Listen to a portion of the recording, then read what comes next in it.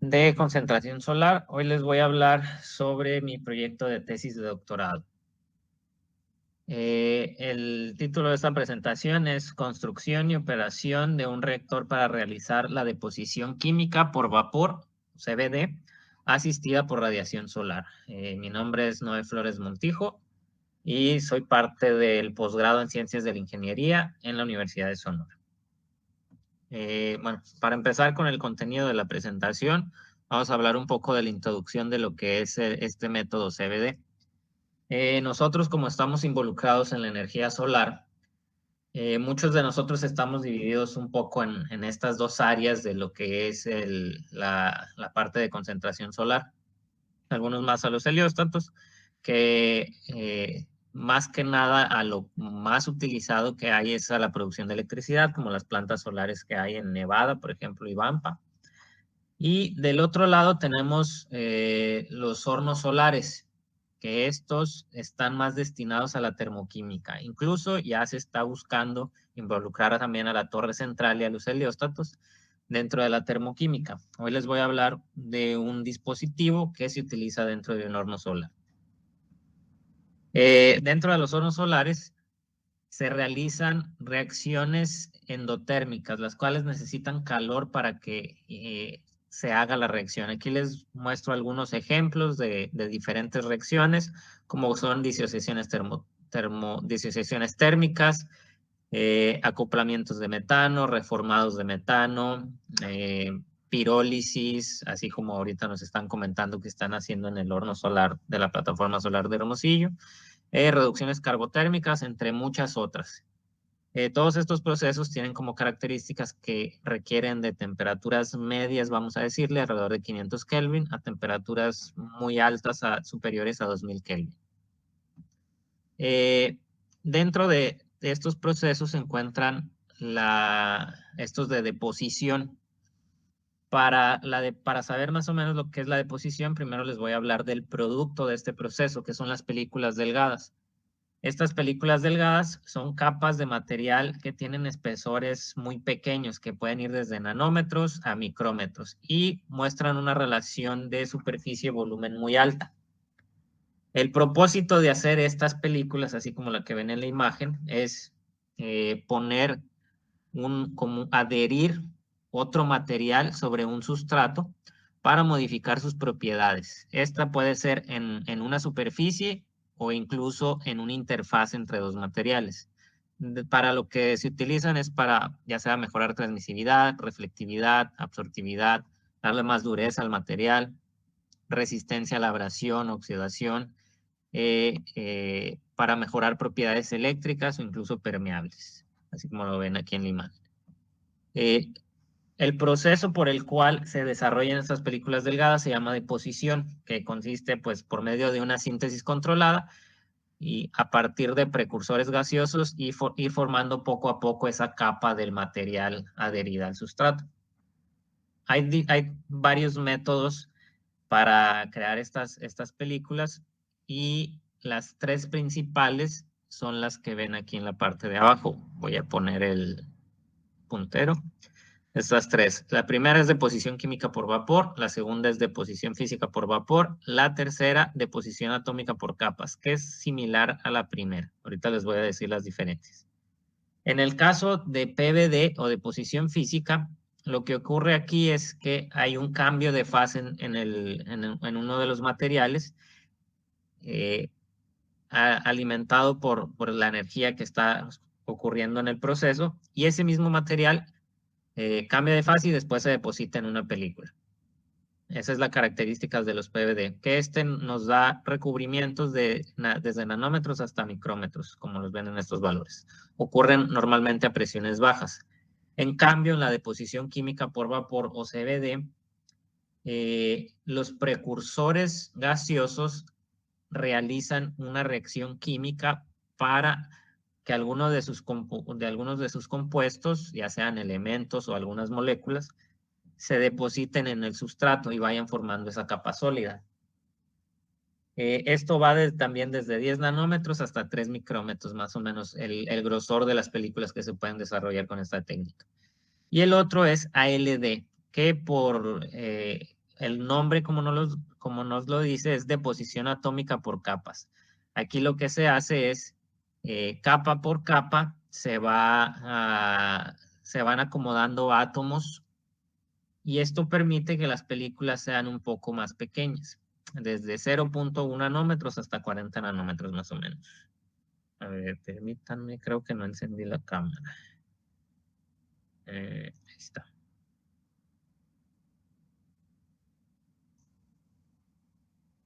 Ok, ahora, dentro de la deposición química por vapor, que es en la que nos vamos a enfocar, les voy a explicar más o menos cómo ocurre el proceso. Este se divide en dos partes. Una es la activación de los gases y la otra es la deposición o formación de la película delgada. Esto lo trato de ver más o menos como si fuera una impresora 3D. La parte de la activación sería el mecanismo que tiene para calentar el filamento de plástico, como la que ven aquí en la imagen. Esa sería la parte de la activación. Calentar el filamento de plástico, reblandecerlo y que después ya se pueda moldear a alguna forma en específico. Y la parte de deposición sería la parte en cuando van pegando capa por capa eso de filamento de plástico para formar una pieza. Dentro de lo que es el CVD, ingresan un flujo de gases, puede ser un solo gas o una mezcla de gases, a una cámara en la cual hay un ambiente energético alto y ahí se van a activar. Por ejemplo, aquí les muestro uno que se llama de filamento caliente. Más adelante les voy a mostrar que es uno de los métodos de CVD, en el cual un filamento está a 2000 grados. Al estar a tal temperatura, los gases pueden reaccionar entre ellos con estas condiciones y se empiezan a separar elementos y moléculas de estos gases. Reaccionan entre ellos y llegan a la parte de la deposición, que es la segunda parte del proceso. En ella está un sustrato que debe estar a cierta temperatura, puede estar entre 400 y 800 grados Celsius, por ejemplo, y poco a poco se van a ir pegando algún elemento, alguna molécula de todas estas para ir formando una capa, como se ve aquí en la imagen.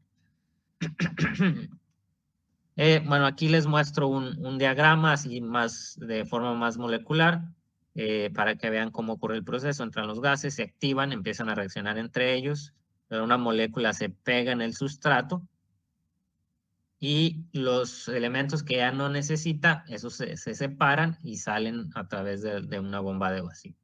Así es como poco a poco se va a ir formando esta película que ven aquí. Con este método, pues se pueden crear diferentes materiales que van desde semiconductores, aislantes, barreras, metales, cerámicos, silicatos, superconductores y materiales orgánicos y metalorgánicos, que es lo que se puede producir con estos. Ahora, ¿en dónde se producen? Se pasó la diapositiva. Dentro del CVD hay diferentes tipos. Se puede clasificar por tipo de material, que este depende de la forma en que se va a crecer la película. Este que es BP, es crecimiento epitaxial, sirve para crecer monocristales. Y este otro depende de precursores de metales orgánicos que ya vienen en el gas. Son gases que tienen enlaces metal-carbono. Y esto nos sirve para crear películas de metales orgánicos.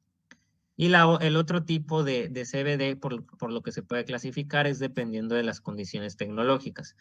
Tenemos dependiendo a las presiones de trabajo y también el medio energético, como se está dando energía a la reacción endotérmica. En cuestiones de presión, tenemos a bajas presiones, en ultra alto vacío y también a presión atmosférica o valores cercanos a la presión atmosférica. En cuestión del medio energético es donde se tienen más variación. Tenemos métodos asistidos por plasma, estos dos que ven aquí, por microondas, por elementos radiactivos que pueden ser fotones brindados por luz ultravioleta o por medio de láseres. En cuestiones de temperatura, tenemos estos dos. Este se llama CVD por calentamiento rápido, que consiste en dos tipos. Es HW, que se refiere a pared caliente en inglés, y CW, que significa pared fría. La diferencia entre estos dos es que el de pared caliente, el sistema se calienta desde el exterior al interior del reactor. Y en el de pared fría, en el interior hay un elemento que calienta para iniciar la reacción. Dentro de estos de pared fría tenemos los que se llaman de filamento caliente o de alambre caliente. Eso sería una variación de la que tenemos en la parte de arriba. Y para darle un poco más de imagen a este tipo de métodos, les muestro aquí algunos esquemas de diferentes equipos para realizar CVD. Este que tenemos acá sería un reactor de pared caliente multizona, en el cual por un lado entran los gases, puede haber contenedores con algunos reactivos para la reacción y se puede dividir en 3 zonas de diferente temperatura para manipular mejor las condiciones de la deposición. Este que tenemos abajo es el esquema de un reactor por plasma. Estos de acá son variaciones de estos dos. Uno de pared caliente en el cual el sustrato se puede colocar de manera horizontal o incluso se pueden colocar diferentes sustratos para propiciar múltiples crecimientos de películas. En la parte de arriba acá tenemos uno de filamento caliente, como el que les explicaba antes, que consiste en un filamento de metales refractarios como tungsteno, tantalio o rutenio, que tienen temperaturas de fusión por arriba de 3000 grados. Es por eso que son utilizables en este tipo de reactores para mantenerlos en temperaturas superiores a 2000 grados y que de esta manera, justo en la zona donde está el filamento caliente, se inicie la reacción entre los gases para después ser depositada en un sustrato. Dentro de los reactores que nosotros conocemos como solares, la mayoría de ellos cuentan con un cuerpo como el que vemos acá en la figura, una ventana circular por la cual entra la radiación solar concentrada y justo en la zona en donde incide la radiación concentrada se coloca un receptor solar que puede ser de metales, de cerámicos, porosos o de canales como los que vemos aquí. La idea de este proyecto es fusionar estas dos tecnologías, la de CVD con energía solar concentrada, para crear un reactor capaz de desarrollar este método de deposición de películas delgadas. Por lo tanto, el objetivo del proyecto es diseñar y construir un reactor solar de alta temperatura que tenga la capacidad de operar con radiación solar concentrada y desarrollar el proceso de formación de películas, en este caso de óxido de zinc, mediante la técnica de CVD. Si logramos hacer esto, se propone llamar a este nuevo método deposición química por vapor asistido por energía solar concentrada. Y se proponen, pues, nombrarlo por estas siglas, dependiendo a cómo se nombra en inglés, Concentrated Solar Assisted Chemical Vapor Deposition. Aquí les muestro un esquema de cómo está nuestro sistema de CVD. Más adelante se los explicaré más a detalle. Bueno, ¿en qué consiste esto? Dentro del horno solar, el cual está localizado en la plataforma solar de Hermosillo, tenemos un espejo concentrador de 2.7 kilowatts, el cual concentra la radiación solar de un área de 2.7 metros cuadrados en apenas tal vez una pulgada cuadrada. En esa zona, en el punto focal, vamos a colocar este reactor que consiste en un tubo de cuarzo soportado por bridas de acero inoxidable, que estas funcionan como una entrada de gases y también para adaptar una bomba de vacío para mantener una presión al vacío en el interior del reactor y un pasamuros que contiene conexiones a termopares para medir temperatura en el sitio dentro del reactor. Dentro de la entrada de gases tenemos un tubo de acero inoxidable que nos brinda el gas hasta el interior del reactor, justo a donde vamos a colocar un receptor solar. Por otro lado, tenemos un soporte para sustratos que es también con una tubería de acero inoxidable, la cual nos permite manipular la distancia entre el receptor y el soporte en el lugar donde va a estar el sustrato. Por acá tenemos un flujómetro para controlar la entrada de gases. tenemos un termómetro infrarrojo para comparar las temperaturas que medimos en el tubo con lo que está sucediendo en el interior. La idea de este termómetro infrarrojo era medir la temperatura en el interior del tubo, lo que pasa con el receptor, pero nos dimos cuenta que no podía, que no era transparente al cuarzo, por lo cual también nos sirve para medir la temperatura a la que está el tubo de cuarzo.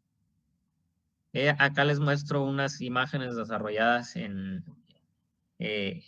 SolidWorks para representar el reactor, para que lo vean un poquito más en 3D. En el interior tenemos un receptor de canales hexagonales de alúmina que dentro del canal colocamos un pellet de zinc para crecer para tener la reacción química. El sistema es alimentado con aire y en la parte esta del interior, aquí tenemos un corte transversal. Este es el tubo que alimenta al aire o los gases que se requieran. Tenemos este receptor de alúmina de canales y dentro del canal se coloca el material, en este caso sólido, que va a ser el zinc. Por este otro lado tenemos el soporte en donde se coloca el sustrato. Esta línea delgada que ven aquí es un sustrato que en nuestro caso va a ser de silicio. Y este se puede mover con ayuda del mismo alambre que tiene del electrodo hasta el interior, para manipular la distancia entre este receptor y el sustrato. Este lo podemos mover más o menos desde 6 centímetros hasta 2 centímetros, que es lo que viene ahora en esta diapositiva es la configuración del experimento. El plan es desarrollar esta ecuación, hacer la oxidación del zinc para crear estas películas del óxido de zinc. Dentro de la configuración del experimento se va a alimentar aire a 200 centímetros cúbicos por minuto. Se va a controlar la distancia entre el sustrato y el receptor entre 2 y 6 centímetros. La potencia de la radiación solar se va a controlar de 10 a 100% por medio de un atenuador. Y el sustrato se trata de una oblea de silicio. Por otro lado, el receptor volumétrico, como se los mostré en las imágenes anteriores, aquí tienen una imagen real, es un receptor volumétrico de canales hexagonales de alúmina. Olvidé mencionarles que el soporte para el sustrato también es del mismo material, es de alúmina. Y por último se coloca acá en el interior, no se alcanza a ver en esta imagen, el pellet de zinc, que también hicimos configuraciones diferentes al ese mismo pellet, aplastarlo para asemejar lo que es una lámina de zinc o partirlo en piezas pequeñas, en partículas. Dentro de la instrumentación tenemos un flujómetro Bronhorst con capacidad de 10 litros por minuto que se nos ayuda a mantener el mismo flujo dentro del reactor. Un sensor de presión Granville-Phillips para monitorear la temperatura de vacío con la que se está desarrollando el experimento. Un termómetro infrarrojo, que es el que les mostraba en el diagrama anterior, Omega. Un termopar tipo K, que es el que se alcanza a ver aquí, para medir la temperatura del sustrato. Y mantenemos la presión baja con una bomba de vacío de marca Wedge. Se realizaron hasta el momento 7 experimentos. El día de hoy les voy a mostrar los resultados del primero que tuvimos. En todos ellos mantuvimos una distancia alrededor entre 1.5 centímetros y 2.5 centímetros. Los primeros a 2 centímetros, después los alejamos un poco. Y en los últimos dos, uno se colocó a 1.5 centímetros y el otro a 2.2. En cuestiones de flujo, los primeros 5 experimentos se realizaron a 100 centímetros cúbicos por minuto y los últimos 2 a 200 centímetros cúbicos por minuto, para ver si había alguna diferencia en ellos. En cuestiones de presiones, a estas condiciones de flujo se mantuvo entre 8 y 9 para los primeros 5, entre 8 y 9 TORS para los primeros 5 experimentos, y para los otros aumentó a 16 y 15. En cuestiones de las temperaturas máximas que alcanzamos con estos experimentos, aquí varía un poco de experimento a experimento. Esto es por la abertura del atenuador que se utilizó. En el primero alcanzamos hasta 50%. Ahorita les voy a explicar qué fue lo que pasó con este experimento. En él medimos temperaturas del sustrato de 447 Celsius y 338 Celsius en el tubo. La otra, se me olvidó mencionar, que era el sustrato. Y esto con un DNI de 867 watts por metro cuadrado. La forma que utilizamos el zinc para este experimento fue en forma de pellet. Ahorita les voy a mostrar una imagen de cómo se ve el pellet. En las siguientes dos, el pellet se aplastó para tener una mayor área superficial en forma de lámina. Este número que ven aquí en rojo fue una modificación que se le hizo al segundo experimento, en el cual, en lugar de medir la temperatura del sustrato, movimos el termopar para medir la temperatura del zinc metálico. Entonces, dentro de este experimento medimos la temperatura del tubo, que alcanzó 350 Celsius, pero el zinc alcanzó 815 Celsius. Esto con el fin de ver a qué temperatura ocurría la reacción, que andaba más o menos a valores que habíamos estimado dentro del primer experimento. Y así nos fuimos con los siguientes. Se mantuvo temperaturas entre 300 y 350, en esta 388, para la temperatura del tubo, y la temperatura del sustrato, el más alto fue 447, los demás 314, 202, 180. Esto porque las aberturas fueron menores para cuestión de potencia de radiación solar. El motivo de esto fue que estábamos buscando el punto exacto en el que ocurría la reacción. Ahorita les voy a explicar el por qué. Bien, les muestro ahora los resultados de la primera prueba que hicimos para el depósito de óxido de zinc. Aquí está el reactor montado en el horno solar. La configuración de la distancia entre el sustrato y el receptor, aquí fue más o menos 3 centímetros. Perdón, eran 2 centímetros, aquí hay un error. Aquí era una configuración diferente para el receptor de alúmina. Aquí se alcanza a ver el pellet de zinc, y acá tenemos el sustrato, que es una oblea de silicio. Bueno, esto lo pusimos en operación con radiación solar. Empezamos con radiación solar más o menos baja, alrededor de 10%, perdón, de 20%. Y aquí vemos en el comportamiento de las temperaturas que se dispararon rápidamente. La del pirómetro, que nos medía la temperatura del tubo, y la línea negra es la temperatura del sustrato. Aquí empezó a disminuir un poco la temperatura del tubo. No he encontrado exactamente la explicación por qué, pero nos dimos cuenta que algo pasó en algunos minutos de cuando estábamos haciendo la prueba. En cuestiones de la temperatura del sustrato, esta llegó a un punto que se estancó más o menos de 230 Celsius, y de ahí se disparó. La razón de que hay estos dos brincos aquí, estos dos gradientes muy altos, es que al iniciar la prueba vimos que la temperatura aumentó, se estancó un poquito en la temperatura del tubo, y pensamos que había que aumentar la radiación solar, la abertura del atenuador, y lo pasamos alrededor de 40%. Justo cuando hicimos eso, se dispararon las temperaturas y alcanzamos valores en el pirómetro de cerca de 340 Celsius, y en el sustrato de 450 más o menos, que fueron 447 el valor que les mostré anteriormente. En este punto paramos la prueba porque nos habíamos dado cuenta que ya había ocurrido una reacción. Ahora, ¿en qué momento ocurrió la reacción? Si nos fijamos en el gráfico de presión específicamente, vemos que la prueba, el sistema estaba a una presión de vacío alrededor de 8.3 torrs. En este brinco que ven aquí es cuando iniciamos la prueba, cuando incidimos la radiación sobre el reactor. pegó un brinco por el aumento de la temperatura en el sistema, pero después esto se fue controlando poco a poco. Fue reduciendo la presión por acción de la bomba de vacío, ya que se fue haciendo estacionario el proceso. Pero en este punto ocurrió un brinco en la presión, hay un delta. Este pico que ven aquí fue el momento justo en el que ocurrió la reacción.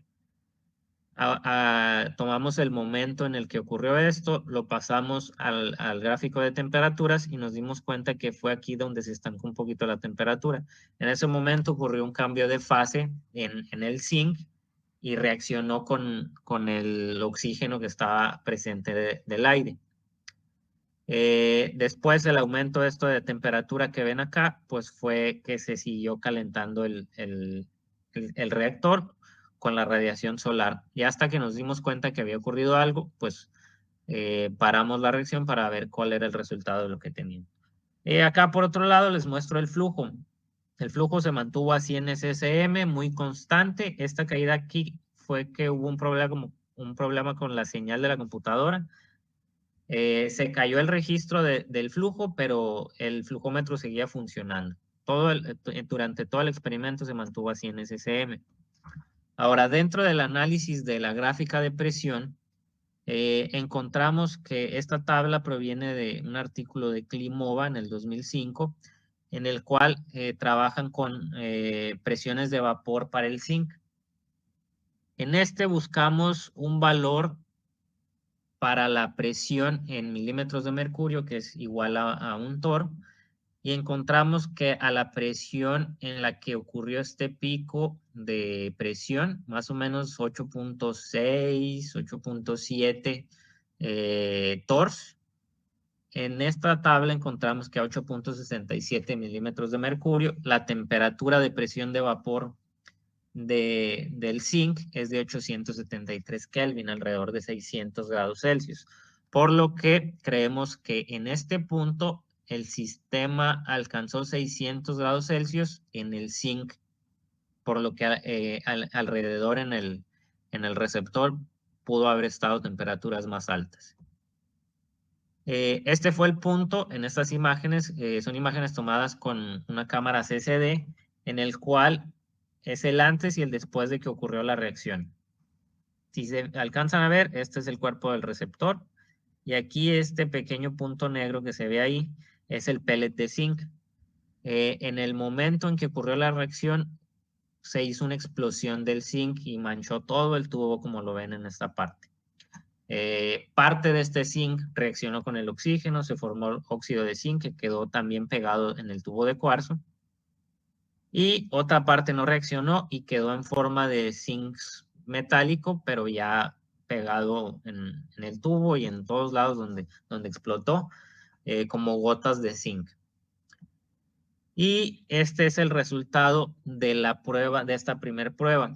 La verdad no esperábamos que obtuviéramos este resultado. Esta es la imagen del zinc, del sustrato antes de la prueba, y este fue el resultado después de la prueba. Si se fijan aquí, brincó el zinc de la explosión, quedó zinc metálico tanto en el soporte como en la oblea de silicio. Aquí se ven algunas gotas. Y lo que más nos llamó la atención fue la zona esta de colores. Cuando veíamos a contraluz la oblea de silicio, se veía esta difracción de la luz. Aquí ya está la oblea retirada del soporte. Aquí, si se fijan, hay una franja de un color más claro, que esta es la zona que estaba dentro de una rendija que hay aquí en el soporte para mantener la oblea. Este es el color original de la oblea de silicio. Todo esto, lo que está por la parte de arriba, pues es el recubrimiento que se hizo con el zinc. Para saber exactamente qué era lo que teníamos, mandamos a hacer análisis de difracción de rayos X en esta oblea, y obtuvimos lo siguiente. Esta línea que está en la parte de abajo de color negro es el silicio de referencia. Es una muestra de la oblea de silicio, así sin tratamiento.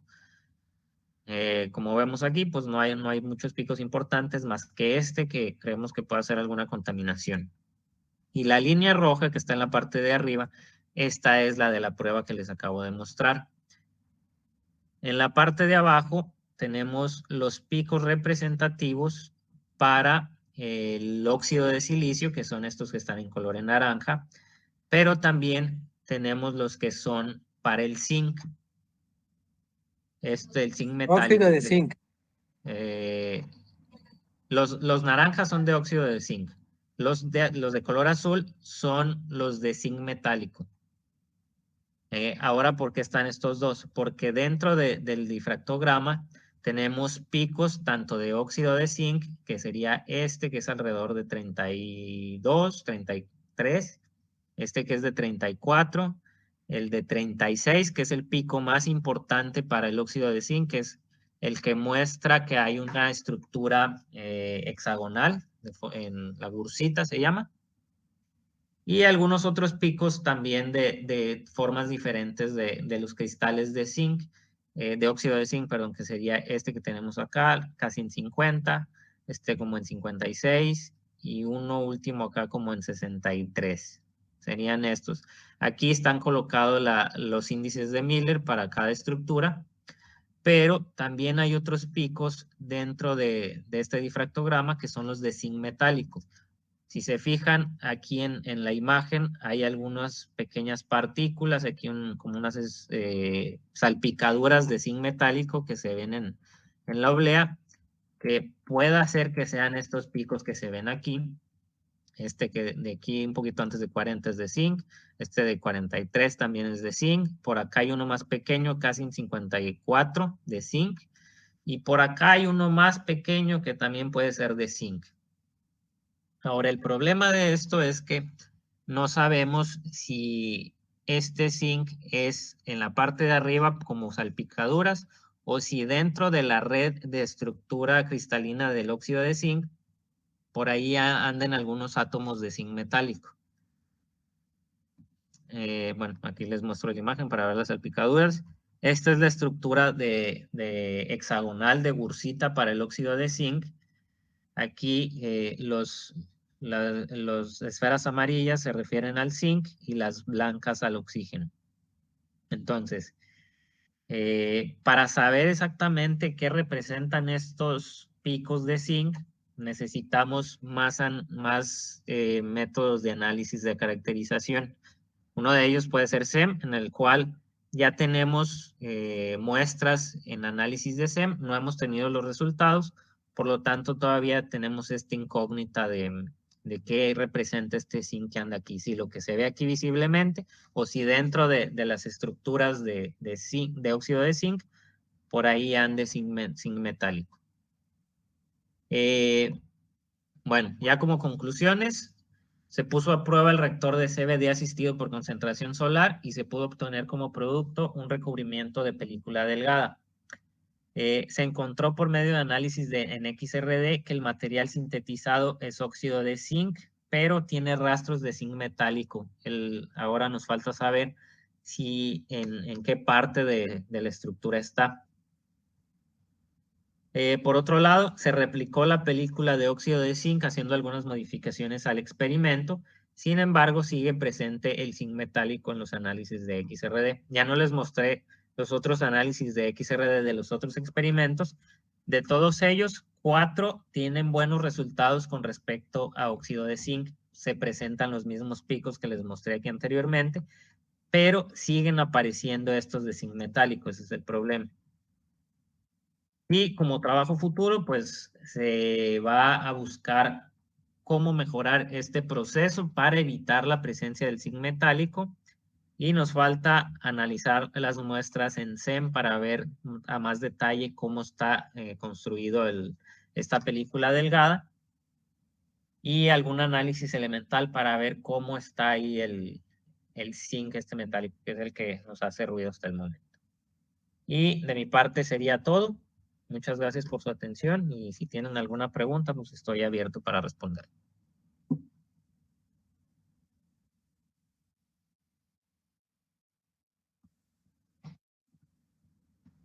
Gracias.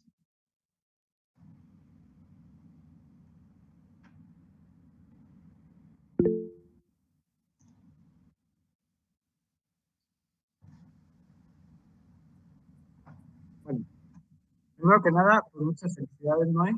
Gracias, doctor. Siguiendo este trabajo todo este año. Pero la primera pregunta es, ¿el óxido de zinc fue tu primera opción? Y si no fue tu primera opción, ¿por qué cambiaste? Ok, sí, no me enfoqué en eso ahora, pero sí no era la primera opción.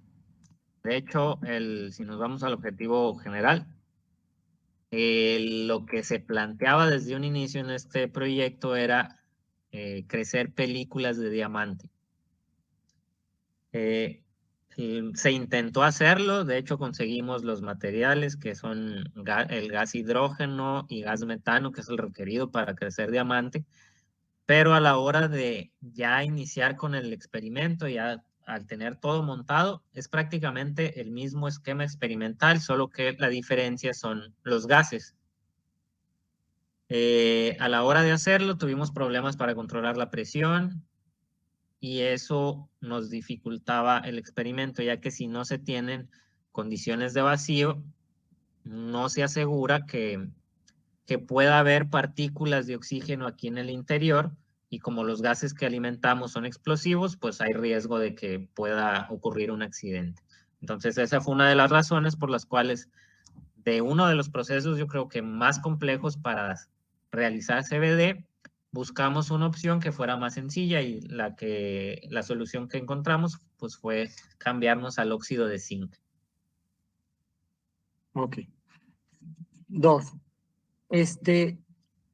¿Cuál crees que de todo este trabajo, o sea, va desde el diseño del reactor, la instrumentación, llegar al vacío, todo esto, el montarlo en un horno solar, ¿cuál crees que sea tu aportación más importante de todo tu trabajo? Pues como lo hemos estado trabajando, si se llega bueno, ya vimos que sí se da, creo que lo más importante que se puede hacer aquí es abrir un nuevo campo de investigación para realizar CBD con energía solar, que es un método pues nuevo. Hasta el momento no he encontrado a alguien que haya realizado un proceso similar al que hicimos aquí y se puede abrir un gran campo de nueva ciencia que la verdad no tengo idea si pudiera crecer muchísimo o quedar como un método más. Ok. Y ahorita, para ti, ¿cuál sería tu trabajo publicable de todos estos resultados?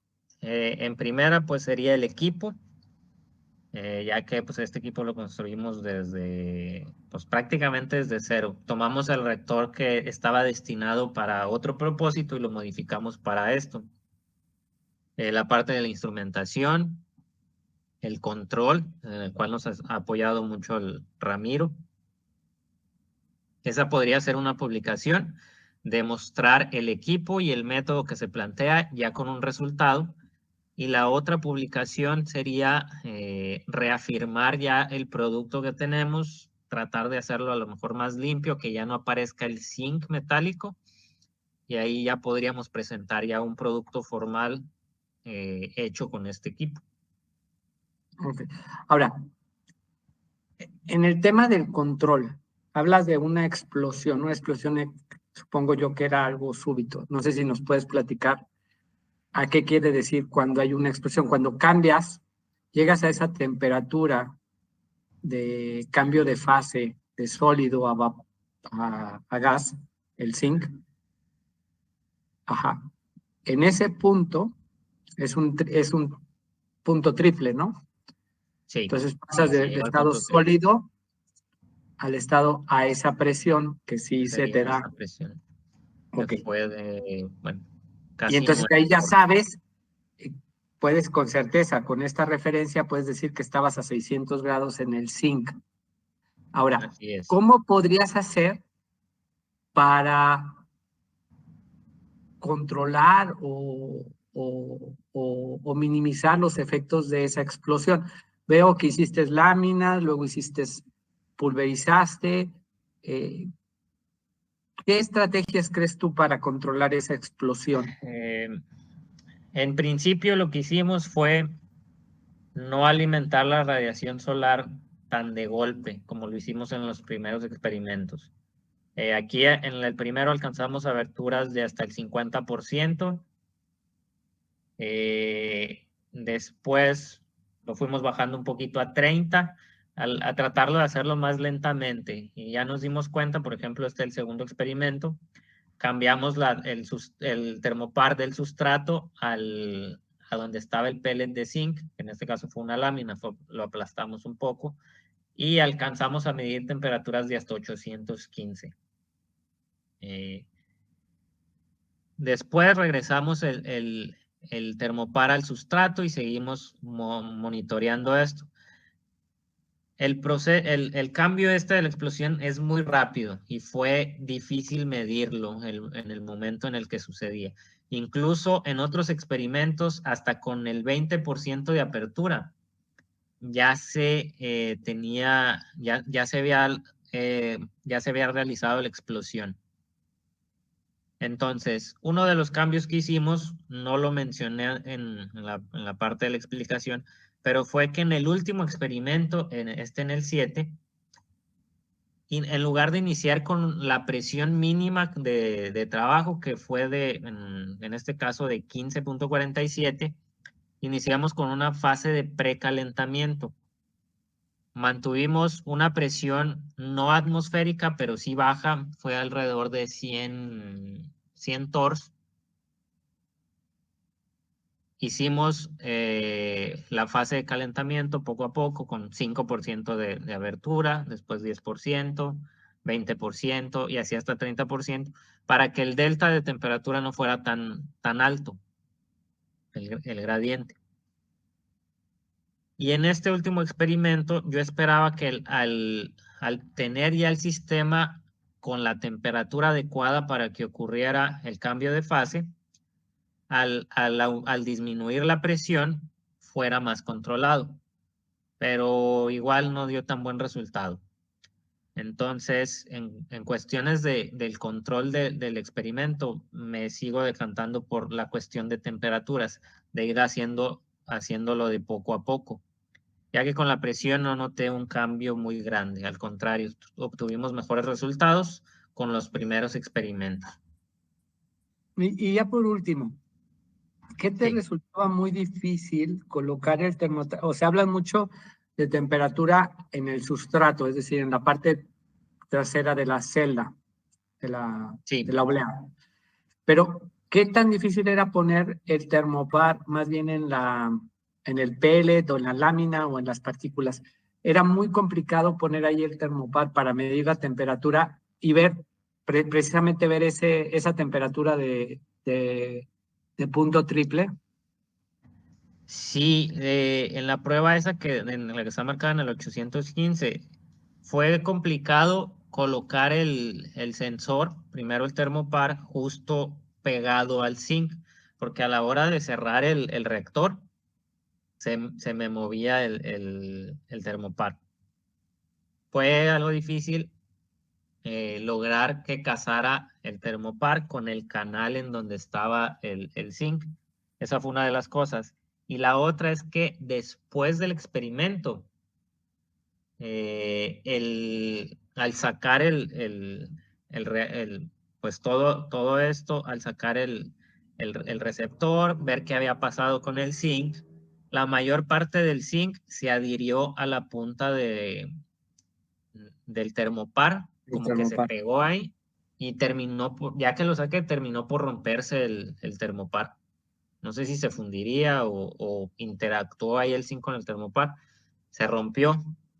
Tuve que volverlo a soldar y volver a acomodar todo. Por eso es que ya no seguí ya no seguí midiendo esa temperatura. Okay. Pues bueno, pues eso sería todo por mi parte. Muchas felicidades. Es un trabajo, pues notable. Gracias, doctor. Gracias.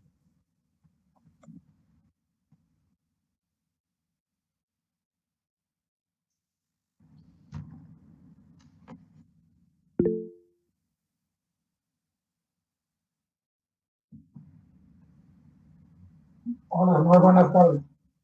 Hola, Luar, buenas tardes.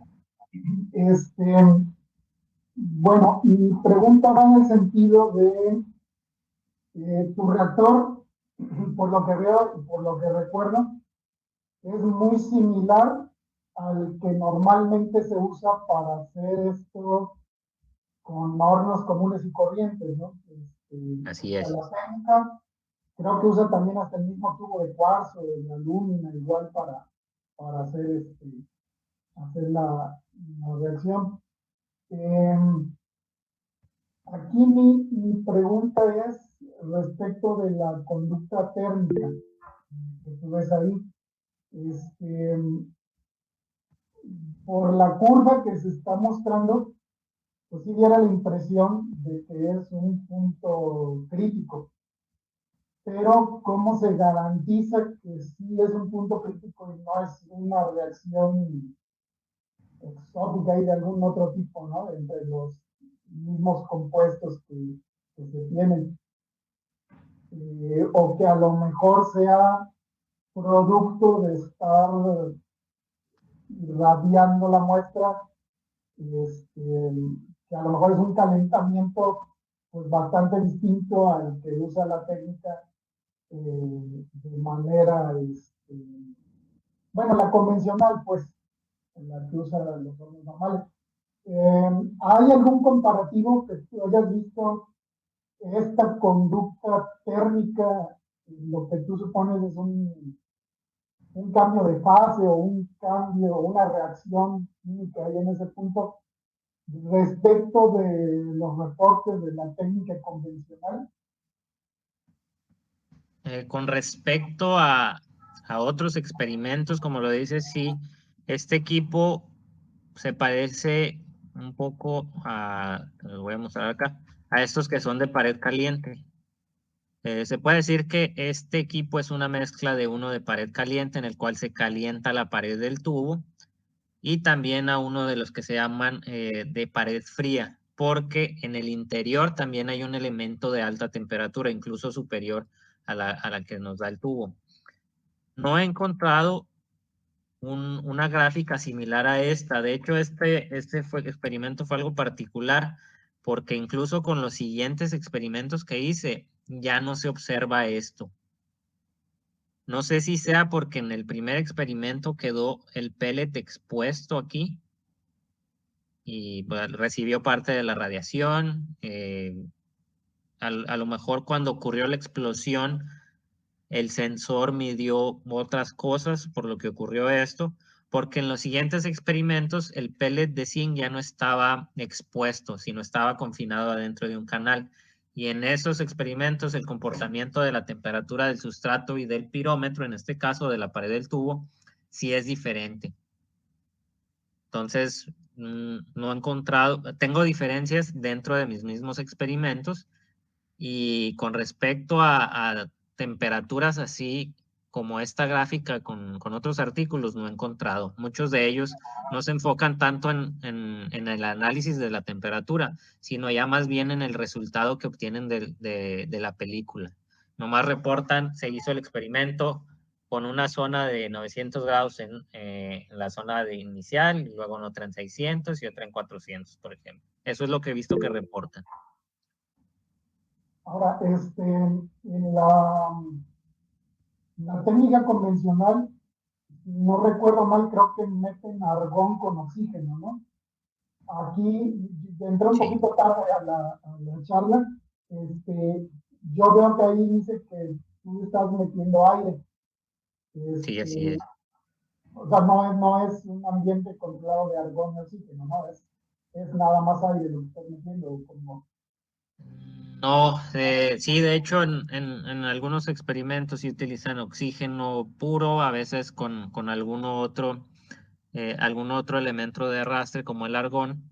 En nuestro caso, pues no teníamos disponible un tanque de oxígeno, pero vimos que era posible hacerlo así con puro aire y pues así hicimos estas primeras pruebas.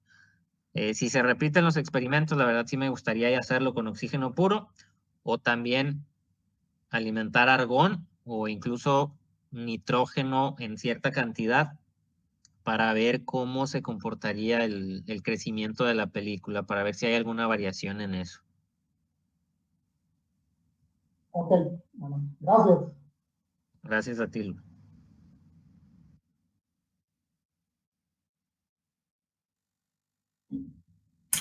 Gracias, muy bien, Noé, interesante trabajo. Llegó un poco tarde, entonces no pude captar bien la explicación que diste del proceso CBD. Hay un diagrama donde muestras el proceso estándar. A ¿Lo ver, puedes mostrar? permítame. A El ver, convencional. Bueno, tengo estos que son Ese. de ajá. Ahí lo que estoy entendiendo de tu dispositivo, del convencional, es que es un tubo al vacío con la atmósfera controlada, donde es. tiene varias zonas de calentamiento. Así es. Una a 200, otra a 500 y otra a 800 grados centígrados. Entiendo que la zona de calentamiento es por contacto directo del tubo con ese material que está a esa temperatura, ¿es correcto? Así es. ¿Son resistencia a lo que meten allí?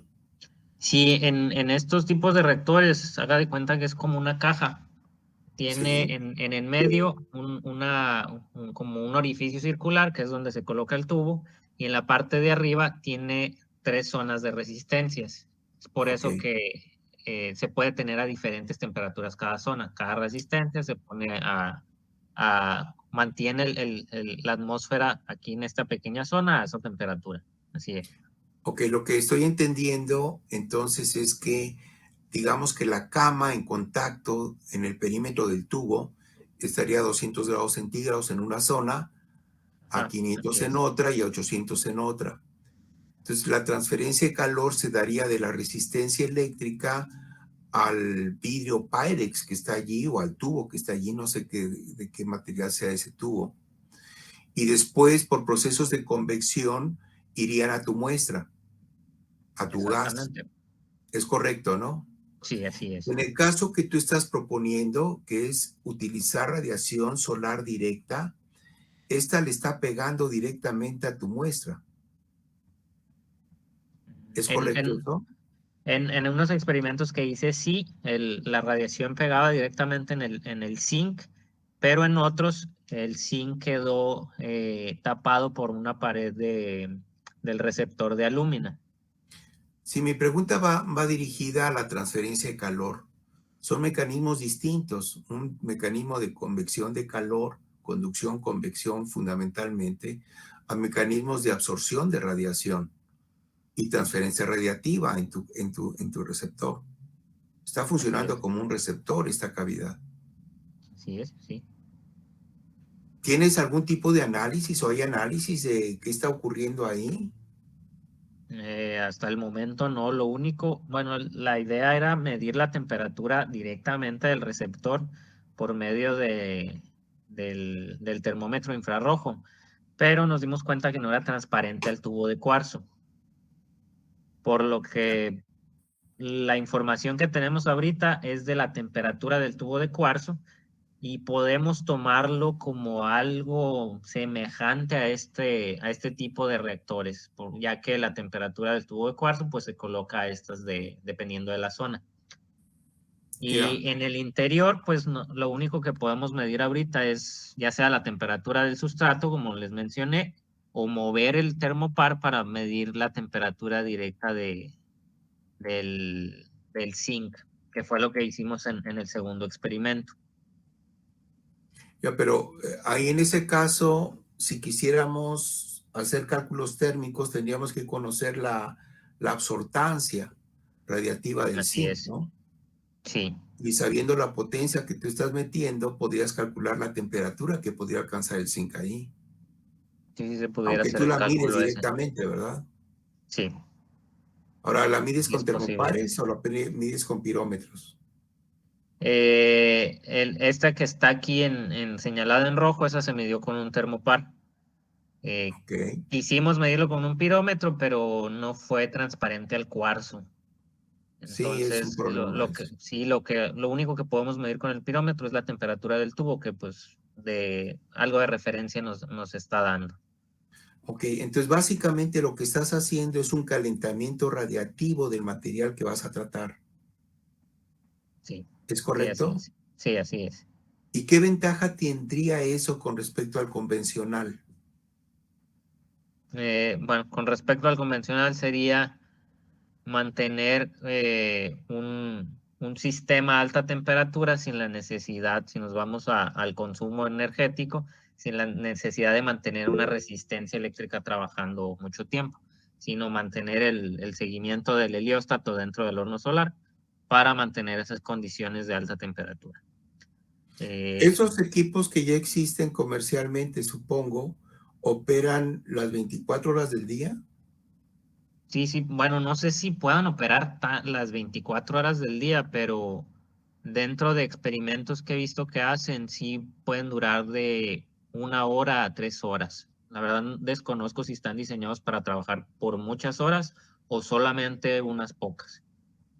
Lo que pasa es que el volumen del material que quieres producir por película delgada con ese tipo de depósitos, pues es limitada, ¿no? Y así es. Y la otra, Eh, doctor, es con respecto a las temperaturas.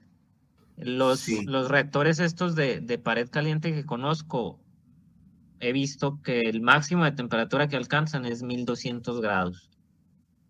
Y tal vez con esta tecnología podamos alcanzar temperaturas mucho más altas dentro del reactor.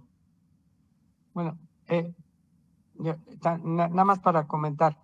El tema de usar una resistencia eléctrica, esa resistencia eléctrica pues son principalmente de carbón y esto te puede generar una contaminación que en tu sustrato, en tu película, seguro que vas a ver trazas de carbón que serían contaminación. En cambio, aquí Así en la es. técnica que está ofreciendo Noé, él puede garantizar que no tendrá zinc, pero por la explosión y que no lo ha controlado. Pero no puede decir que hay partículas de carbón, que en el otro caso sí las tendrías. No Sí, entiendo eso por sería. qué, Carlos, porque la resistencia está fuera del reactor No, y tienes la el vidrio resistencia, Pyrex. Ok, ok. Es que son dos tipos de reactores. El que es de pared caliente, las resistencias sí están por fuera. Y esos a los que Yo yo he me refiero visto, a ese. sí, en ese tipo, el que dice el doctor Carlos es el tipo de filamento caliente. Ah, ese es Sería otro problema. este que ve aquí sí está Sí, ese es otro un problema elemento térmico. Yo no me refiero a en eso. contacto con los reactivos. En este que dice usted, la verdad, la temperatura más alta que he visto de trabajo son 1100, 1200 grados Celsius. Ya. La ventaja que tiene es que sí se puede trabajar por zonas, pero si hay reacciones que requieren mayores temperaturas, no se las va a poder otorgar este equipo. Dentro, a lo mejor y si hay alguno que pueda trabajar hasta 1500, lo desconozco, pero pudiera ser. Ya. Y con lo que hemos visto que podemos alcanzar con estos reactores, ahorita no traigo el dato de temperatura, pero por ejemplo, esta lúmina en un experimento se nos fundió en la zona donde estaba irradiando la luz concentrada, la radiación concentrada. Más o menos aquí por un círculo de alrededor de 2 centímetros, vimos que empezó a burbujear la lúmina. Entonces Sí. podemos alcanzar temperaturas mucho más altas que las que puede otorgar uno de esos reactores. Ya, lo que pasa es que si pienso en términos comerciales de hacer reactores grandes para producción en volumen de este tipo de sustratos, de este tipo de depósito, de materiales, por este tipo de técnica, lo veo muy complejo usar Sí. reactores. El hornito que se tiene ahí en la PCH es relativamente pequeño, es muy fina la óptica y te permite tener las altas temperaturas. Pero si piensas generar toneladas de estos materiales, no sé cómo se podría generar industrialmente, mientras que el otro que me mostraste, sí, el comercial ese lo puedes hacer del tamaño que tú quieras. Sí, sí, es la ventaja, esos son muy Eso es lo, versátiles. se me hace que es relativamente sencillo hacerlo, escalarlo, ¿no? Sí. Ahora, una duda sobre el óxido de zinc. ¿Qué no es una sal que se encuentra en forma natural? ¿Para qué lo quieres producir por esta técnica? Sí, ¿Quieres hacer capas muy finas? sí, la ventaja es que va a ser la verdad ahorita no, como nos falta el análisis de SEM, no sé exactamente qué grosor tenga esta película que se formó, Sí, pero pero debe ¿cuál ser es de cuál es el uso de estas películas de óxido de zinc? Sí, como dice, el óxido de zinc sí se encuentra de manera natural, hay un mineral que se llama zincita, ese se puede Sí, encontrar. Pero la idea de estas películas de óxido de zinc es por las propiedades que puede otorgar algunos otros materiales. Por ejemplo, el óxido de zinc es transparente a la radiación solar. Esto le puede dar alguna propiedad, ya sea como tipo polarizante, alguna película, alguna celda fotovoltaica. Y la otra es que este material se ha encontrado que también se puede dopar, perdón, de algún otro elemento. Y esto se puede hacer como un tipo de semiconductor, ya sea como es transparente a la luz solar, se pudiera usar como un recubrimiento para vidrios que estén produciendo electricidad, por ejemplo. La otra es que también se combina este zinc con unos materiales que recuerdo que se llaman nixo, que es una combinación de otros elementos como indio y galio, entre muchos otros. Y este óxido de zinc también se puede poner como recubrimiento de esos elementos para propiciar una mejor comunicación entre este recubrimiento, ese material, para la conductividad de electrones. ya me quedó claro. Sí, ¿De qué tamaño es el sustrato? O sea, el ¿de qué sustrato tamaño puedes hacer tu película delgada? en el reactor que tenemos ahorita es alrededor de 2 por 2 centímetros. Es pequeño. De 2 por 2 centímetros. Muy bien. Sí. Solo como un comentario, nosotros usamos el óxido de zinc como materia prima para meterlo en un reactor solar a alta temperatura y hacer la reducción, quitarle el oxígeno al zinc y producir zinc Ok. puro. El oxígeno lo liberamos, el zinc lo almacenamos y después el zinc se hidroliza y te produce, le quita el hidrógeno a la molécula de agua para producir óxido de zinc, tu materia prima, y liberar hidrógeno. Y es una forma de obtener Ok. hidrógeno.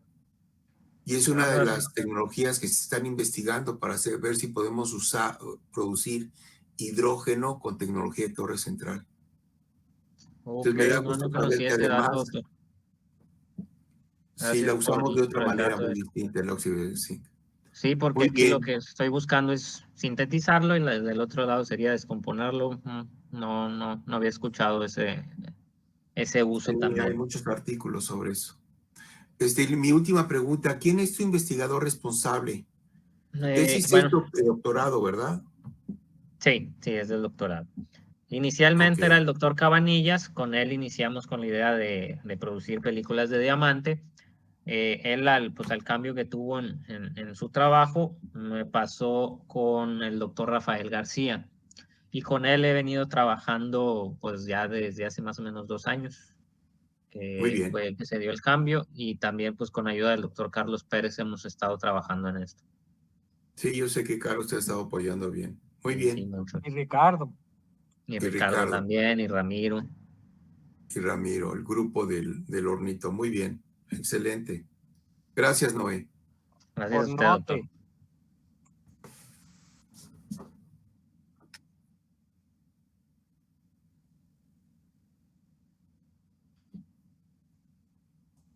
Muy bien.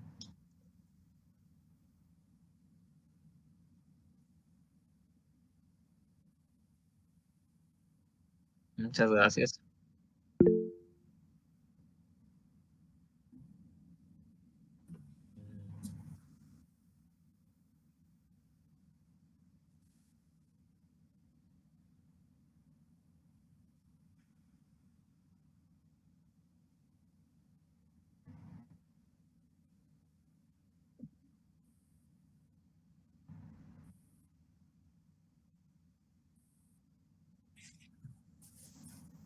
Presente.